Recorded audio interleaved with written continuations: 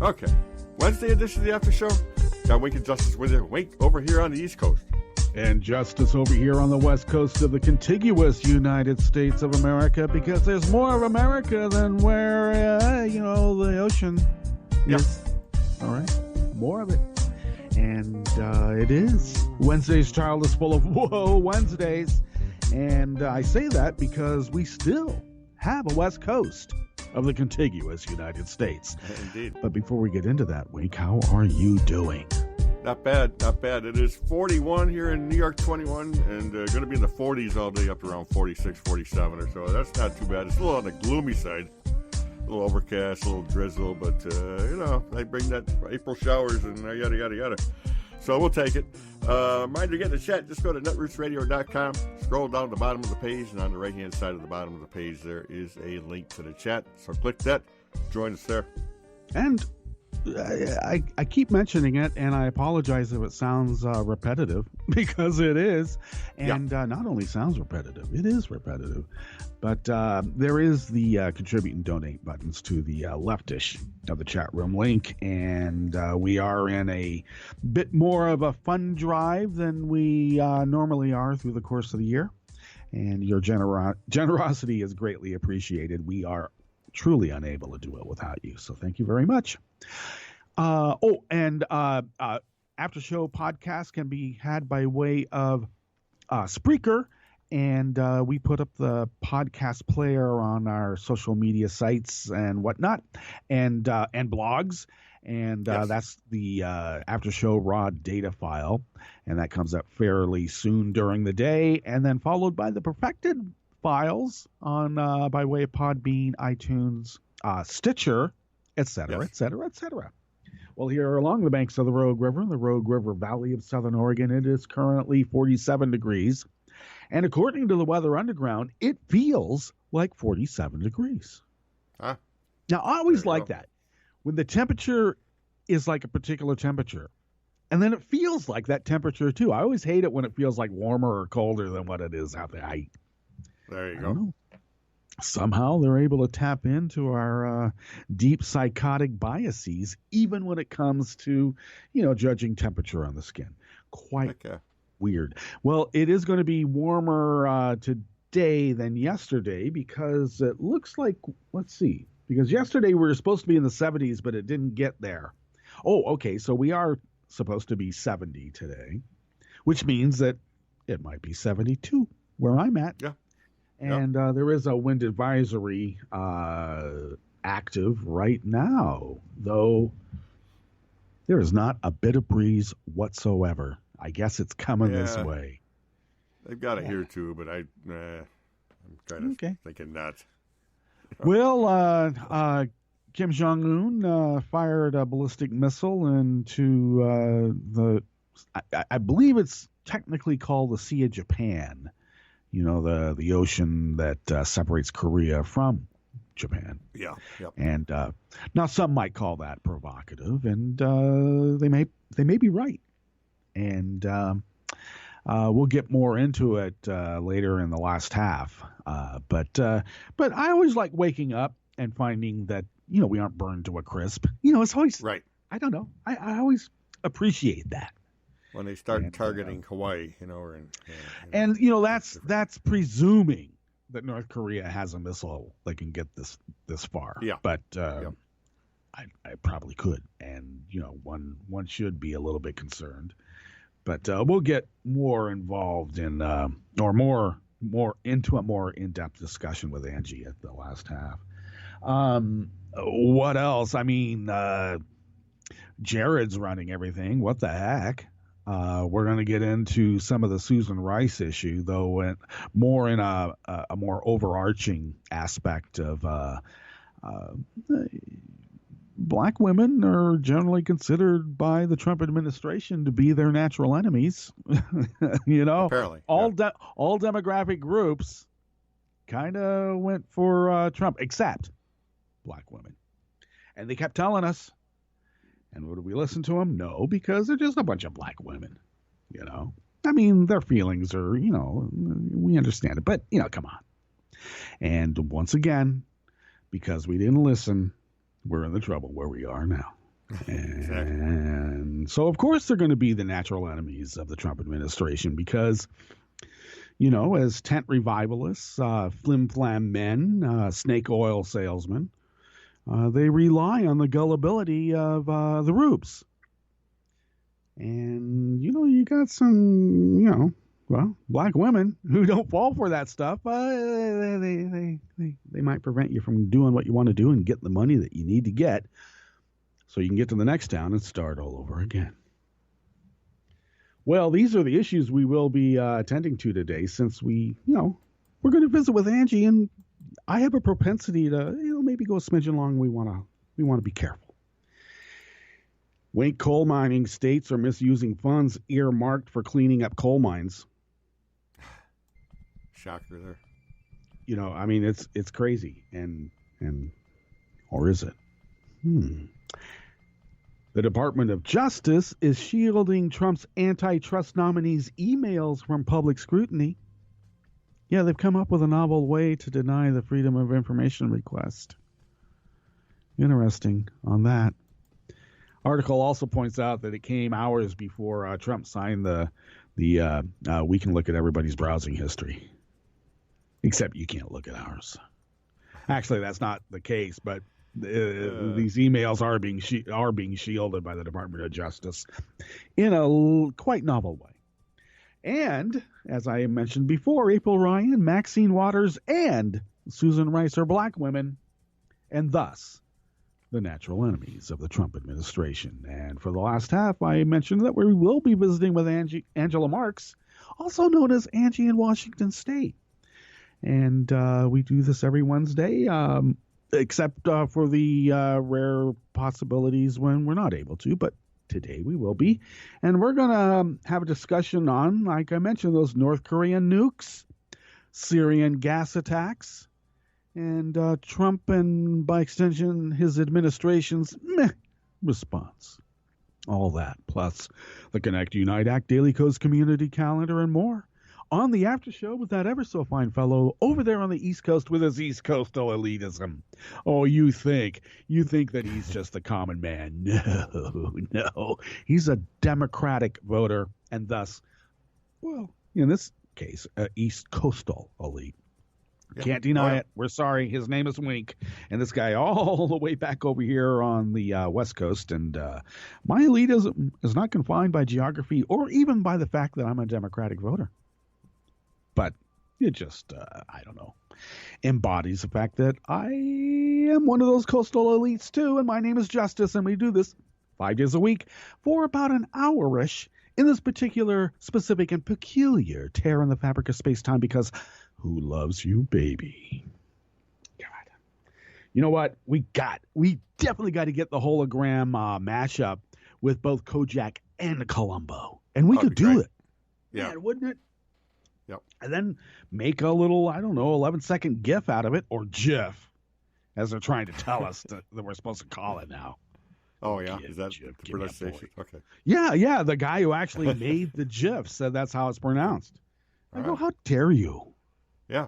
And GIF forever, as far as I know. GIF, yeah. I know. But get 11-second one of those, and I don't know. Oh, you drink Pepsi, Wink? No. Okay, good thing, because they have an ad I don't out drink this, soda, really, in general. I mean, if I stop through a McDonald's, you got to grab a Coke, I guess. But other than that, no. And I don't go to McDonald's very often. Maybe a couple, 4 times a year. Rare occasions I go to a fast food place. I've been getting Dr. Pepper lately. There you go. So, but Pepsi had put out a commercial with Kendall or Kylie Jenner, one of the younger Kardashian kids. Yep. And quite the uproar. It's the TV show Keeping Up with the Kardashians. Oh yeah. This Pepsi commercial was more like keeping up with the cultural appropriations. It was really great. Yeah. Pepsi lives matter. And when you watch the commercial, you understand what I mean. So on the other hand, are we really shocked that like a beverage company would appropriate pop culture, to further its appeal? Like Uh, I'd like to give the world a song in the perfect harmony. Yeah, that's Coca-Cola did it kind of. But this one was particularly insidious. And when you watch it, I couldn't help but think that maybe Marie Antoinette should have said, let them drink a Pepsi. And then we knew what happened to them. Yep. All right, let's get into these stories. Coal mining states are misusing funds earmarked for cleanup. And I'm shocked. The Office of Surface Mining Reclamation and Enforcement is failing to properly oversee state spending. Pruitt came out and said, hey, states have a lot of money. Don't worry about it. They can do what they want to. They can take care of it. And then California says, whenever we say we want higher air standards, auto industries from around the world hew that line. So wouldn't it be wise, maybe, you follow suit and then you can sell those cars and, maybe get some PR out of it, huh? I have no idea what these Republican mindsets are, other than the fact that I'm certain that they are certain that we're going to get smashed by that big asteroid. And they might as well profit on stuff up until that time when it happens, and maybe they'll be on the ship going to Planet 9. The Earth-like planet out past Pluto. Oh, hell yeah. Yep. Okay. Like, that's going to work. Yeah, let's populate Mars. We'll terraform Mars. Yeah, it doesn't have an atmosphere. Really you can do anything in. Yeah. It's a dying planet, but it's not here. Why would anyone want to go from this beautiful aquatic land to a desert? It makes no sense. All right. Coal mines are not meant to last forever, Wink. Nope. Oh, and by the way, this is by Natasha Geeling out of Think Progress. When a mine's natural resources are exhausted or a coal company deems the mine no longer profitable, they close, often leaving behind scars of environmental degradation like disturbed land and polluted water. Today, there are more than 5,000 abandoned coal mines that have yet to be cleaned up across the United States. In 1977, wow, remember back in those days, that was only like a few years after Earth Day, the original Earth Day. Wow. Stupid boomers. Congress passed the Surface Mining Control and Reclamation Act, which, among other things, sought to regulate the way abandoned mines were cleaned up. Part of the act gave states money to clean up mines that had been abandoned before 1977 through the creation of the Abandoned Mine Land Fund. According to the law, the money could be used for other projects, but coal reclamation projects were to be given priority.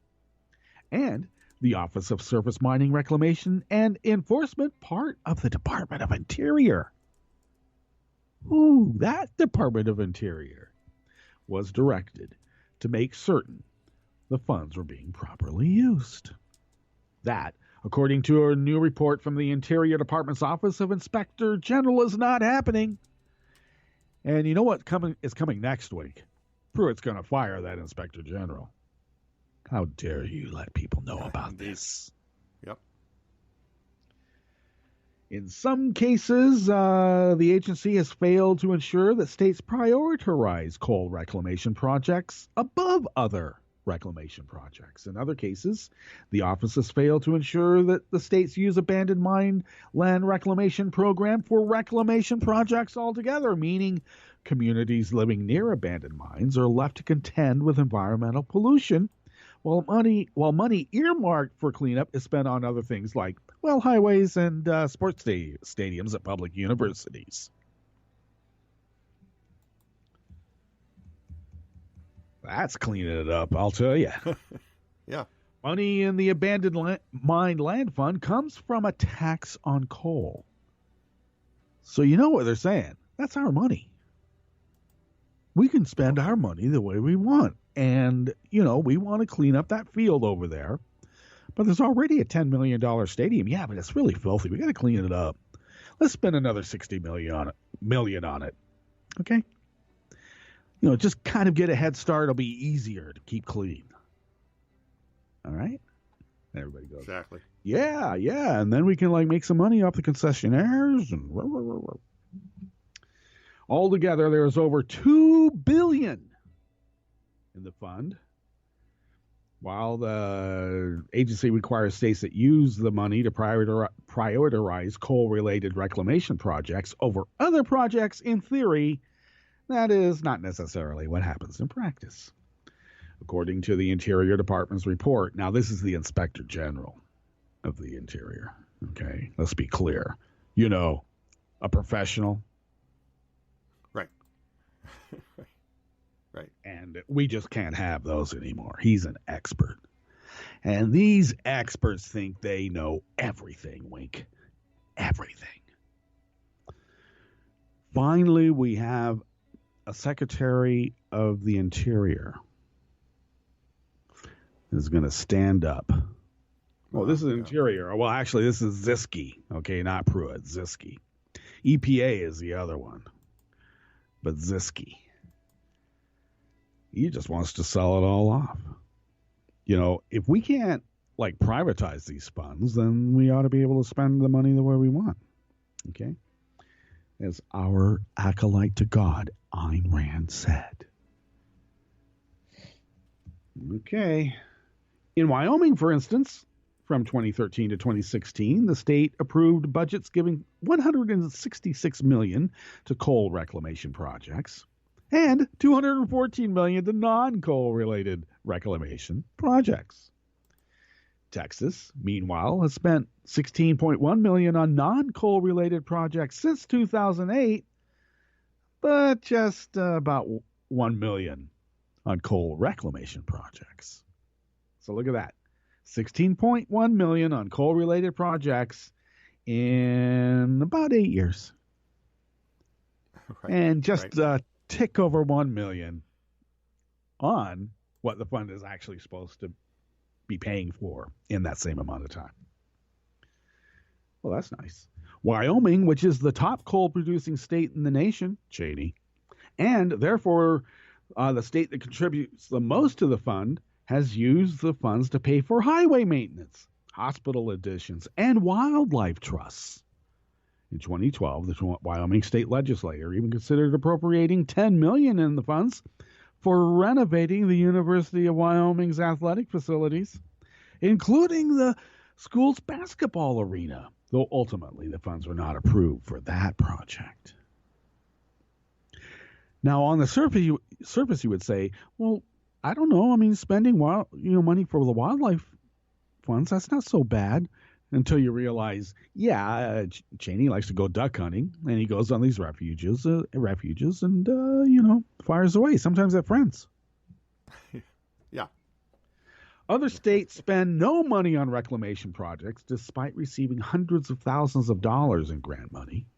Mississippi, for instance, has spent about $337,000 in grant money since 2008, but has made no progress in reclaiming 4 areas highlighted by the program. The report also found that Mississippi has spent all of its 2015 grant money on administrative costs. After we paid, our boss, and then we paid all the secretaries, and after we paid the janitor, we just didn't have any money left over to clean everything. Darn it. How much is the janitor getting? Oh, well, minimum wage. They got to, but it's okay. They get food stamps. Well, how much does, the head of the department make? I don't know. It's secret, but, he lives on the big house on the hill. What? That's not the water company up there? No, that's his house. Okay, well, this is mostly, as we can tell here, states who are prone to, how shall we put it, the right side of the political spectrum, who seem to be gaming the system, and then a bureaucracy that seems to be turning their head the other way. So, and this is during the Obama administration. So you have, I don't know, follow the money, I guess, huh?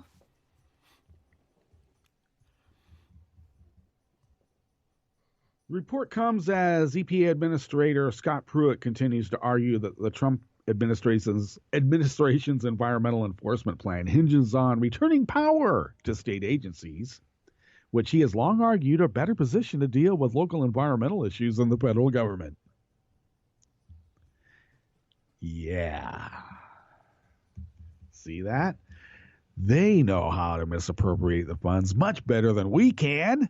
Come on, they're on the ground.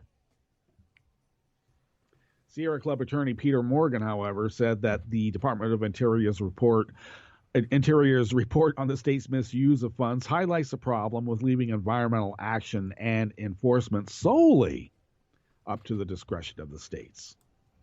This report provides valuable insight into what the priorities are of these states, and it makes clear that their priority is not helping local communities who are dealing with environmental pollution. I don't see any reason why what we're seeing with these abandoned landmines would be different with any ongoing or new sources of pollution in those communities. It is true. It is funny, we get like rural types saying, oh, those liberals in the big city, they don't care about us. But they're not talking about the liberal cities. They're talking about the Republican states who don't care about their local communities, though they give lip service to it every time.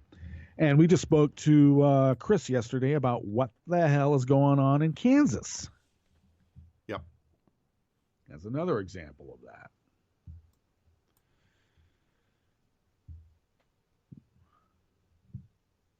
This next article is out of the International Business Times by David Sirota, who's now writing for the International Business Times, moved on from Slate Wink. How the Trump administration will enforce antitrust law remains an open question, but don't expect the Department of Justice to willingly provide many clues. Last week, the department said it will not release any emails it may have from Mackin Delarim, the former corporate lobbyist Trump nominated in March to be the government's top antitrust regulator. Every single one of these people are crooks gaming the system to destroy it, and now they're put into the departments to tear them apart. Or what did Bennett call it? Deconstructing the administrative state.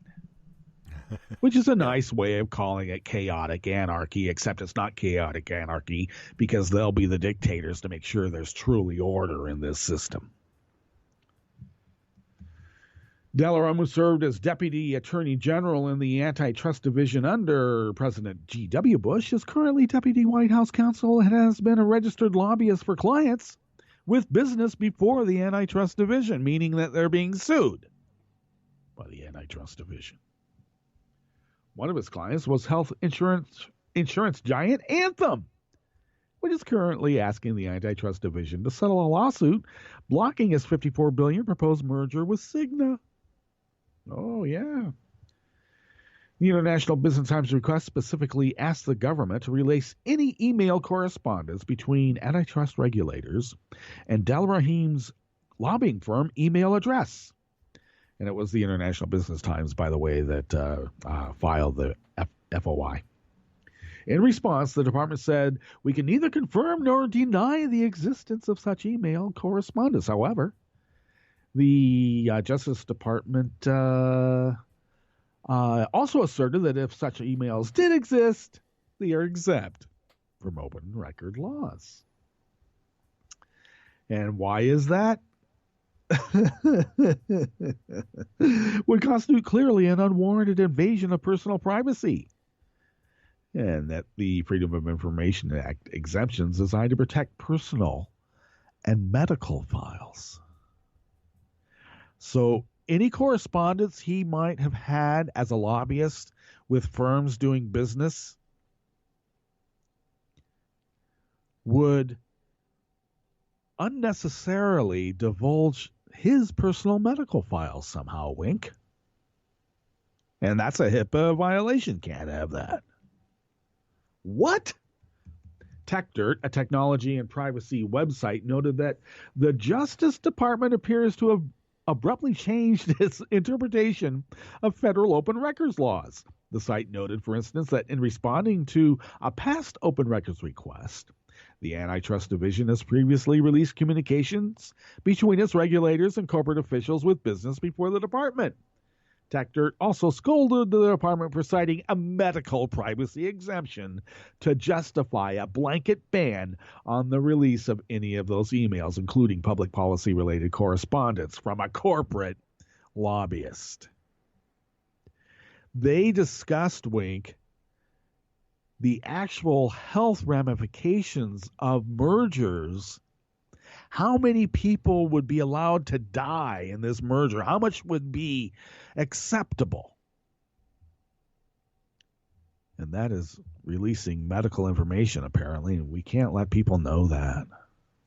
Unbelievable. Now that is in this reporter's opinion. I could just imagine why they think they can get away with a HIPAA violation and not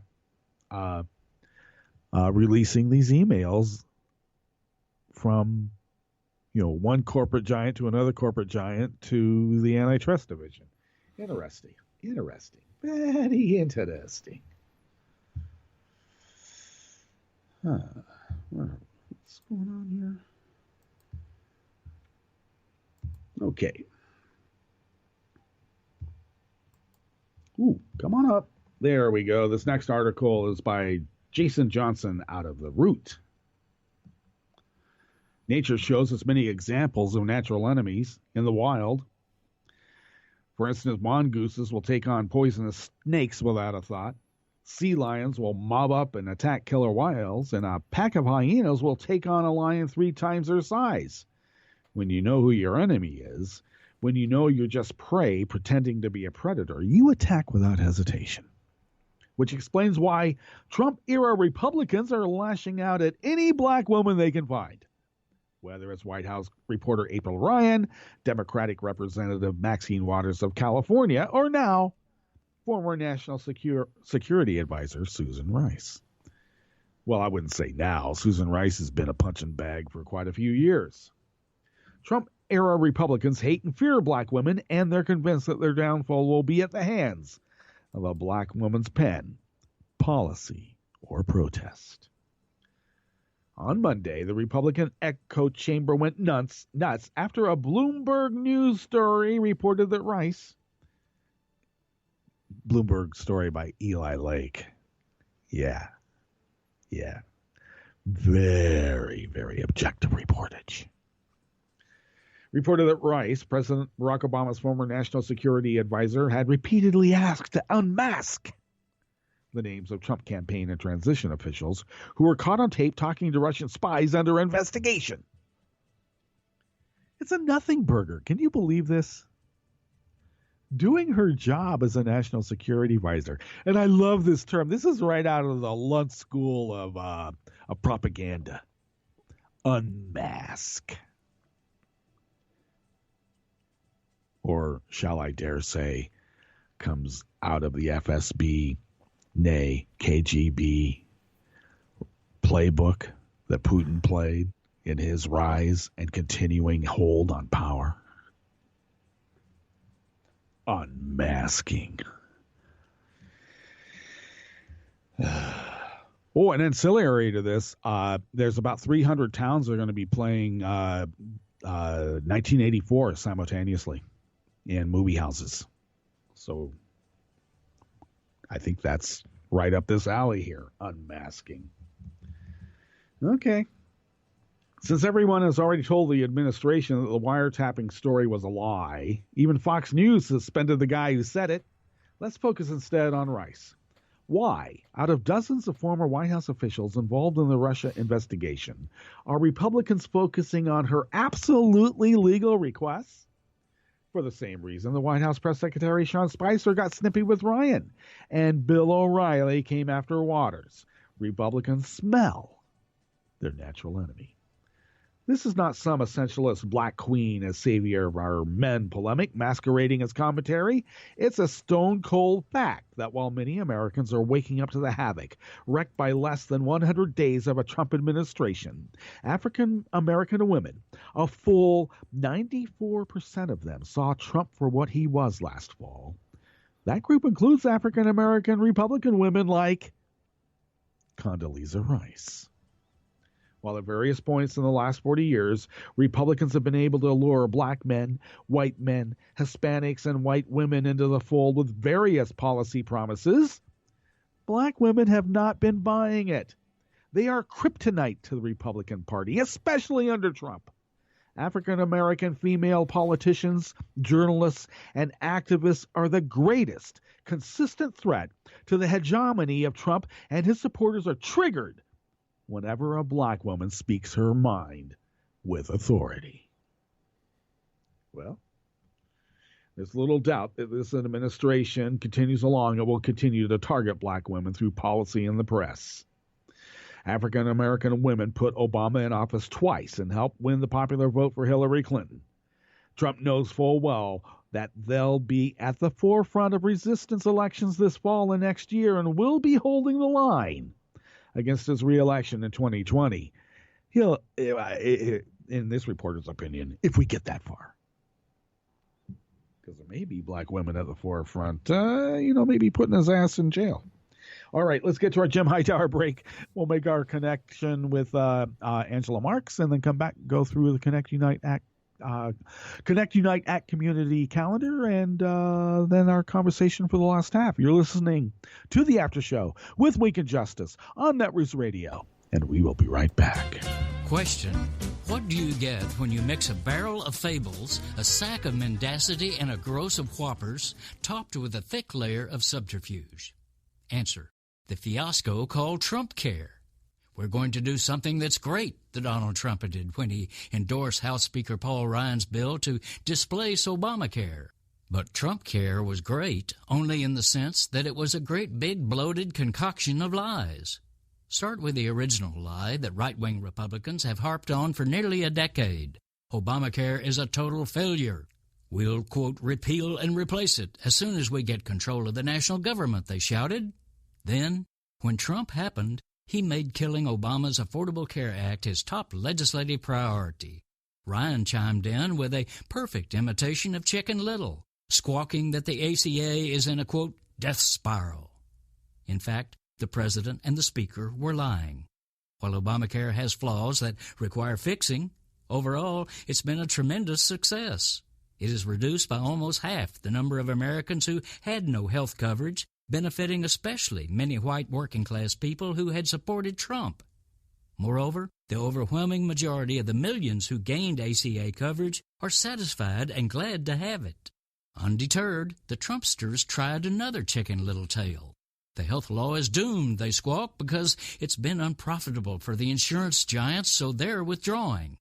Bogus! In fact, the profits of Aetna, Cigna, Humana, United Health, and other managed care corporations have soared under Obamacare. The biggest one, United Health, has seen the value of its shares skyrocket by a spectacular 480% since the ACA expansion of Medicaid.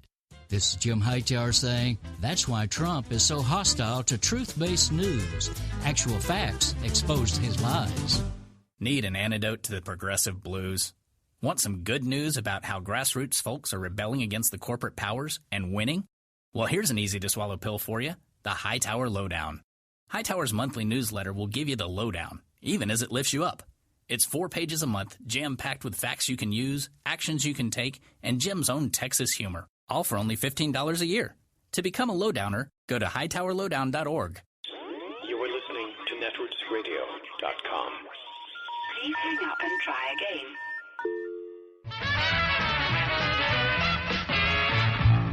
From a point at sea to the circles of your mind, a new force is at work for planetary transformation. New radio for a new Earth.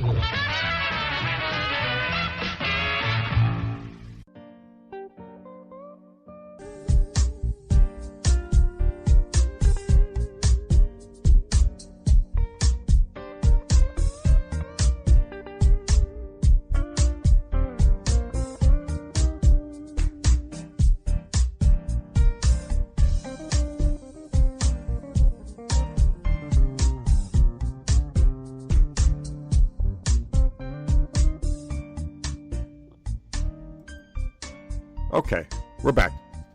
Indeed, we are back, and thank you for sticking with us. This is The After Show with Week in Justice Justice here along the banks of the Rogue River in the Rogue River Valley of Southern Oregon on the West Coast. Wink is in upstate New York 21 on the East Coast. Angela Marx is in Washington State on the West Coast. And our crew are the ethereal creatures of the who exist and reside in the cloud, and whose advanced intergalactic technical abilities allow Netroots Radio, and thus by extension the after show, to span the globe, the solar system, out past the Oort cloud, and for our purposes and beyond. Okay. Just imagine the Netroots Radio rocket ship flying through space, and the propulsion coming out the back, the smoke like floats upwards, which is impossible in the vacuum of space. But, you know, that's how it worked back in cinema. In the movies, the old you can do that. You can pull that off. Yep.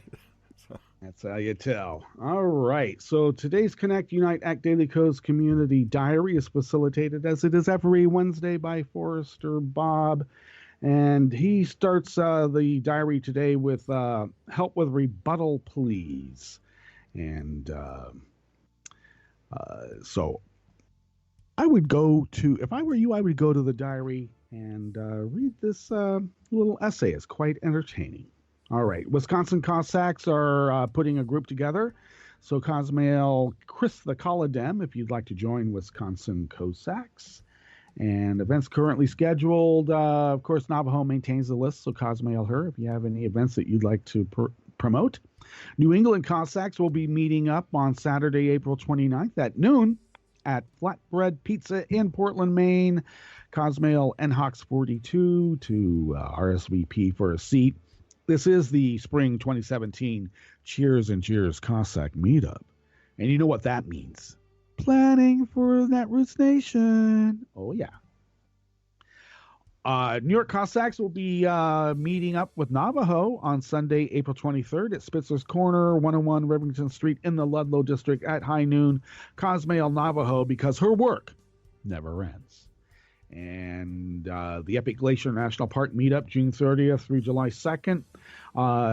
Thinking Fella and Ojibwa have been putting that together. A very important diary about important planning details are linked to the diary. And the aforementioned Netroots Nation 2017 Daily Coast Annual Cheers and Jeers Dinner, Wednesday, August 9th at 5:30 p.m. Cosmail Navajo to RSVP for a seat. She says for a seat at the table. I don't know, a table as big as a convention center, maybe. But there's going to be several tables, and you know that. So Cosmail her, and the place will be determined by how many people do that. So that is your Connect, Unite, Act Daily Coast Community calendar for the 5th of April of 2017. Wow. Okay, now we get to be grounded again. Good morning, Angela, and it's morning on the West Coast, folks. So it is. It's early out here now. So we've got some big time news coming up. You know, I made the joke that, and sometimes it's not really a joke, but because of my former Catholic upbringing, I do rejoice every time I wake up in the morning, just by the fact that life is beautiful. And I noticed that we weren't burned to a nuclear crisp this morning, which means that nuclear ballistic missiles haven't been coming our way by way of Korea. But I did notice that. But I'm joking around. Yesterday. But it's actually a frightening circumstance, isn't it? It is. I saw something on Twitter early last evening regarding this latest test missile they sent off towards Japan or something, and I heard yesterday on the televised news, probably on MSNBC or NBC News, that Kim Jong-un would very much like to lob a couple of those our way.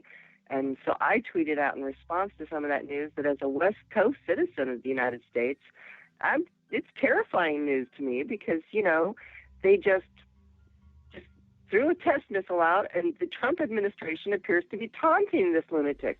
So we have crazy baiting crazy. That is not going to end well for any of us. Yep. And, you know, now we say Trump, but, you know, it's a message from Trump by way of his administration. Tillerson's response to me sounded less meh and more like what you just said, a taunt. Yeah, well, I mean, to me, it was a provocation that we don't have anything more to say. He may be a big orange nincompoop, but he is the commander-in-chief, the guy with the football, the nuclear football, right? He's the dude with the big red scary button, whether any of us like to remember that on a daily basis or not. He does have a group of crazy capitalistic advisors who all seem to have tentacles out entangled with Putin's regime in Russia.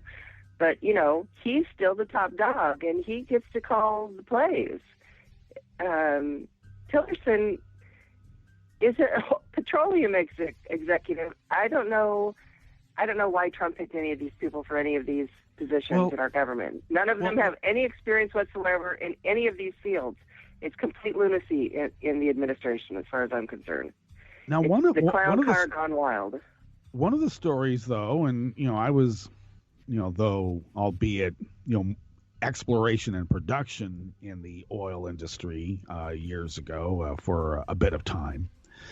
But I was smart enough to figure out like the political lay of the land and what the industry did. Now, one of the stories about Exxon in particular, especially after Tillerson took over, and it had been another company before that, and they were notorious for going into unsettled third world countries and essentially taking over.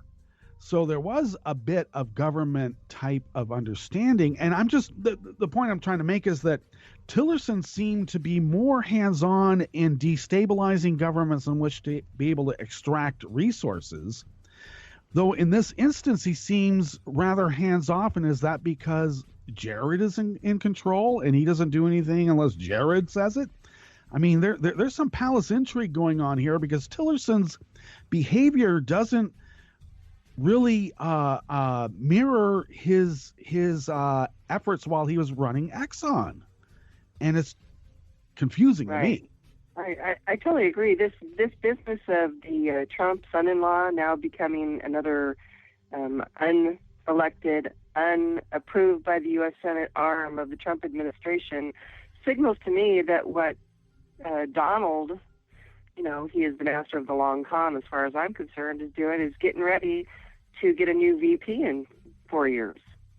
And, he's trying to build a political dynasty here out of smoke and mirrors, mind you. All I know is that it just kills me to admit it, but our only hope is that the U.S. Senate and the U.S. House wakes up from its comatose slumber in La La Land and really holds some investigative hearings on this business of the interference in our election process of our chief executive. It is the one thing that I believe Jefferson warned the nation about 240 years ago, which is that a foreign power will inevitably try to bring our country down from inside. Right? It's the oldest, strongest warning against the most dangerous aspect of our self-determinative democracy, which is that because we vote our own leaders in, if some foreign power manipulates us to elect the person they want, our entire country can crash within a number of years. And, it's a big country with the biggest amount of nuclear weapons left in the entire world. It's very scary to me. And, yeah, it does. It seems odd to me that, to me, it's a complete slap in the face every day that, the obvious minimization of our institutions. I mean, the State Department, for instance, that Tillerson is ostensibly heading, is tremendously understaffed, not by accident, but by design. Oh, and I just got a news update. Bannon has been removed from the Security Council. Whoa. Okay. Whoa. That doesn't necessarily. Speaking of the administration, Now, that doesn't necessarily mean removed from his advisory position, but he's not going to be sitting in on those meetings now. Well, let's see what the total headline is, because I didn't get the whole headline. I just got the little, come here, you. I get AP headlines. Right. It says, come on, where are you? Steve Bannon. Where's Steve Bannon? I hate it when they do that pop-up thing that I can never find a stupid story. Yeah. Shoot.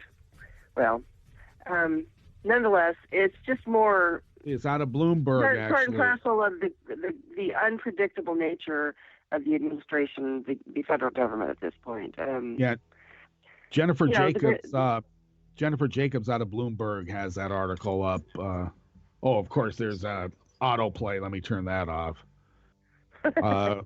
Trump reorganized his NSC on Wednesday, removing his chief strategist, Bannon, and downgrading the role of his Homeland Security advisor, Tom Bossert, according to a person familiar with the decision and regulatory filing. Wow, a government leak. Imagine that.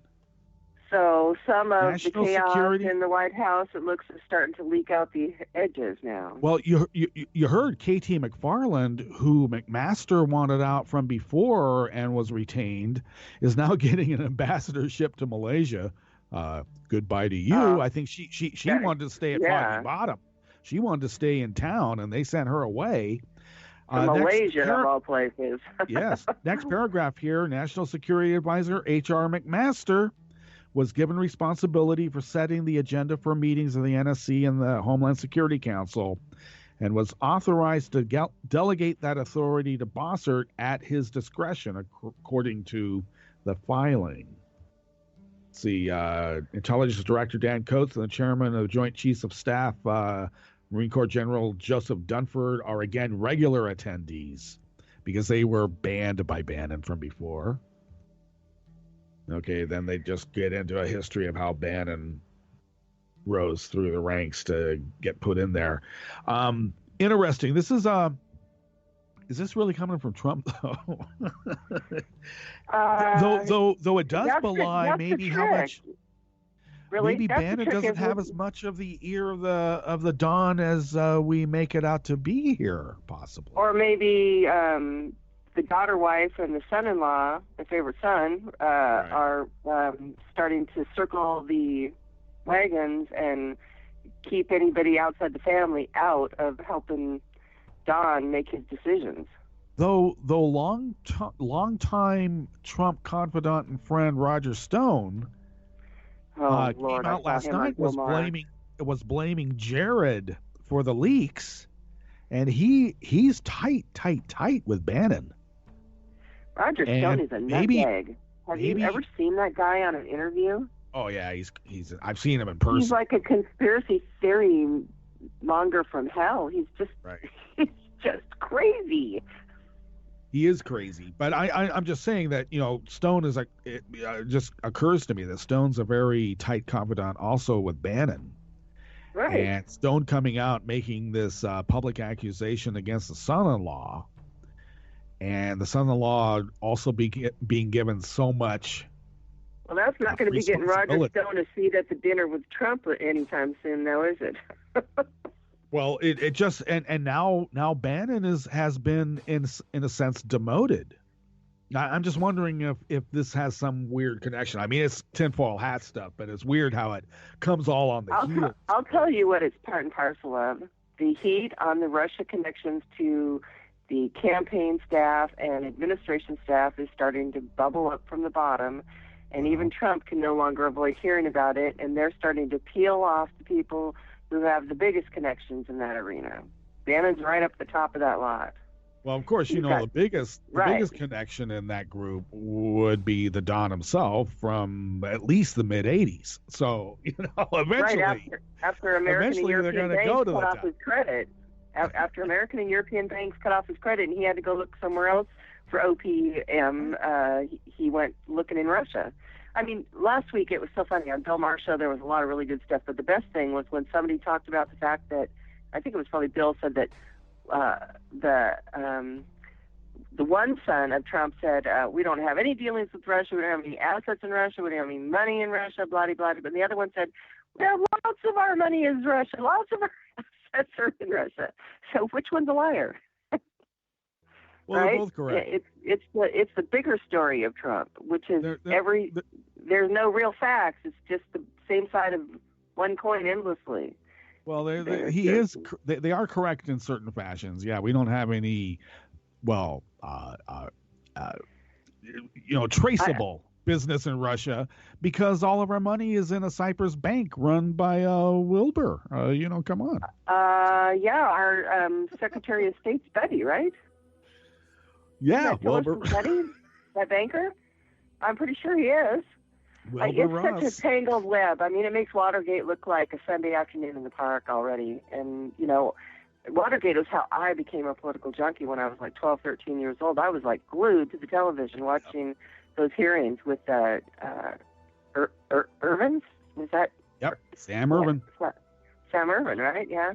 Sure. And Dan Rather and Walter Cronkite on the news after dissecting it and making it understandable to people, right?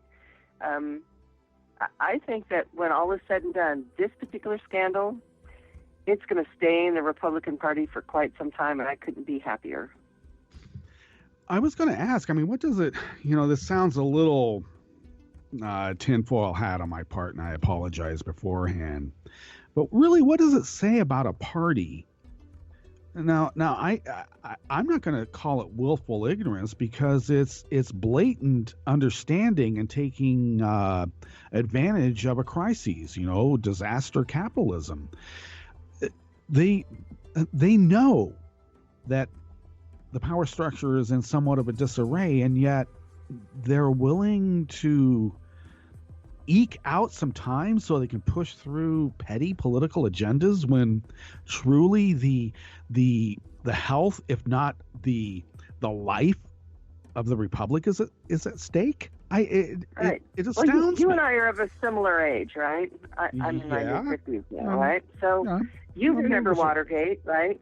Of course. And the fallout from it, it made the Republican Party kind of more country than party, at least for a couple of years. They had to really have a little introspection. But back then, you had people like Gerald Ford running the Republican Party, and today we have Paul Ryan and Mitch McConnell, right. Two guys with their heads in the sand. For me, it is an immoral act on the part of the Republican Party at all, right? In whole, in toto, that they are willing to put party before country. We have this huge international scandal going on with the newly seated president of the United States and a whole ton of people connected to his election campaign and in his administration now in seats of power who may have been affected by contact with the foreign power to get him to win that election. And what is the Republican Party in Congress, the elected members of the Republican Party in Congress, still focused on? Are they focused on whether that really happened or not? Have they opened hearings to get testimony and get the facts of the matter out into the public square? No. They're still fighting over, let's get rid of the health care insurance regulations that made sure 20 million people could go to the doctor when they needed to for the last 5 years. They're crazy and they're immoral. Right. I just can't think anything else about them all. That I can't find a single Republican anywhere who's worth, scat these days. It's just a terrible decline in the nature of our politics in this country. And all I know is that if the 40% of people who are now self-identified as independents would actually wake up, look around, and go out and vote next year in 2018, all of them actually went out and voted, I tell you, we could turn over the nature of the politics in this country in one fell swoop. We could have an infrastructure project that put 10 million Americans to work at good-paying jobs, put high-speed trains across the country, coast to coast. We could start building plants that are making the materials that would create wind turbines and solar arrays and get off the petroleum teat that we're stuck on for the last 100 years. We just have a dinosaur-sized opposition party in our government that just wants to sit still and pretend the future's not coming at us like a freight train at 90 miles an hour. It's dangerous and it's immoral. Yeah, not the totality of the Republican Party. There are some who are fearing what's going to happen in their re-elections, but there are others who are cowards. And there are others who are towing. There are others who are towing. Even this morning, touting Sputnik, who's all over the Susan Rice story. And you would think anybody with some political acumen would probably avoid a journal like Sputnik, knowing what we know now. And Right. so it's just, who stands to gain by That would this? be like John Haldeman saying, look what's on Pravda today. Everybody go read that. Right? Right. Back in the day, that's the same. It's the same difference. These people have absolutely no connection to the heart and soul of our country. All they are is they're out for their own self. Their money is their God anymore. I don't care what they spout about religion. They're just absolute liars 6 ways from Sunday. Every one of them. I don't know any decent Republicans left anywhere. I mean, I love Ryan. I don't know any. Ryan floating like we're going to reboot the healthcare repeal, right? And now they're just out there saying, oh yeah, pre-existing conditions, we don't need to cover that. The real analogy for the GOP right now, they're the Titanic. Russia is that iceberg that they're running straight forward at, and they're going to hit it and crash and burn before they even realize it's there because they're wearing blinders and just want to pretend it doesn't exist. That's why they're after Susan Rice, because just erase Susan Rice and put Hillary Clinton in there. It's the same thing that I was never a giant Hillary Clinton supporter my whole life. I didn't really care that much for her or the way that she did politics. But after the primary, like a good Democrat, I looked at what the Republicans were offering and won Donald Trump, and I said, no, for good reasons, because look where we are with this guy and all the people that he's brought in. I mean, the Republican Party said a year ago, when Barack Obama, then president, said, I would like to nominate Merrick Garland to the seat on the court that is now open on the Supreme Court, and they said, no. And if you guys elect Hillary, she's not going to get a chance to put anybody in there either, because we now believe that only Republicans are entitled to put justices on the Supreme Court. They are just, I'm sorry, they're just crazy. They're crazy and immoral. By and large, the whole lot of them. I can't think they of really anything count. to say They about really any of count them. on what Gore Vidal called American amnesia. That folks won't remember how recalcitrant they were, not just for the Merrick Garland scandal, but for the totality of the Obama terms, completely. But because of I'm finding out, and you are too. I mean, in my of course, where I live in Oregon is one of the more redder parts of the state. And people are, by and large, outraged and showing up to not just indivisible meetings, but actual town halls, county meetings. The Democratic Party has a renaissance going on right now, and so hopefully we can repeal and replace Greg Walden. Oh my God! But the Republicans he's been entrenched here, but he may not be. They thought they did a real smart thing 8 years ago. They energized a tiny little vocal part of their base into getting out and getting on TV and making a stink, right? The Tea Party bunch that now calls themselves the Freedom Caucus in Congress. Right. What they didn't realize is there is a sleeping giant, and that sleeping giant is the American population who has failed to be informed over the last 30 years because we lost the heroes of our nation, really, people like Edward R. Murrow and Walter Cronkite and Harry Reasoner and Howard K. Smith and a whole slew of people who went on television and told people the facts of what was happening and let them decide if that was good or bad for them, right? We don't have those people anymore to inform people, but our base has ways to get information outside of television news now, and some of them are really starting to do it because the crazy coming out of the Republican Party has gotten so loud and so strong that they're nervous about just their regular life. That's the danger. You wake the real sleeping giant, and your party will get tromped into the dustbin of history, possibly. That you watch next year's election, it's going to have huge participation rates. For the last 100 years, since 1916, we have never breached, I think, 64-point-something% participation rate. I'm looking at something more like 73% next year. You watch, mark my words, It's going to be huge, huge. Yeah. And the only way, even with foreign influences, I mean, it used to be just, trying to get folks off of voting rolls by domestic folks and whatnot. That only works when there's low turnout because they're just being able to manipulate the margins. But when you have the vast turnouts, you can't work those margins. And I'll leave you with this to mull over for the rest of the week. But I predict that, we keep hearing that the Russians didn't change votes. But we're finding out more evidence now that they did hack into voting rolls and voting systems and may have been a party in collusion with folks to take people off voting rolls. And so that is my prediction. We'll see how that goes, and that could tear the investigation wide open as well. It could, but the real scandal isn't if they manage to interfere and change the election results. It's that they tried to do it and they got away with trying. That's the scandal.